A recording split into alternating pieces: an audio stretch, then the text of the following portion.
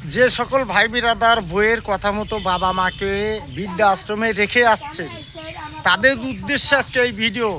ভালো হয়ে যান। বাবা মাকে বৃদ্ধা আশ্রমে বইয়ের কথা মতো রেখে বাড়িতে খুরমা পোলাও, ইলিশ মাছ রোস, মুরগির রোস পোলাও পাক করে খাইলেন।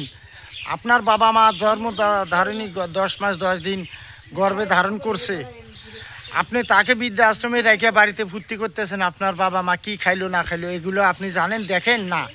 এটা কিন্তু আল্লাহ শোবে না ভাই। আল্লাহ জিন্দিগি সব গুনাহ মাফ করবে। বাবা মার মনে কষ্ট দিলে একদম এই জিনিসগুলো আল্লাহ পাক শোবে না।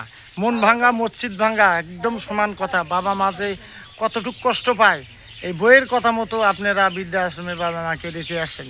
আপনার টাকা পয়সা হয়েছে, অনেক টাকা পয়সার মালিক, আপনি হয়তো একটা কাজের মেয়ে রেখে দেন আপনার বাবা মার জন্য, তাও আপনারা বৃদ্ধা আশ্রমে বাবা মাকে থুয়েন না। কারণ আপনার যত্ন এবং বৃদ্ধা আশ্রমের যত্ন কি এক হবে না কিন্তু।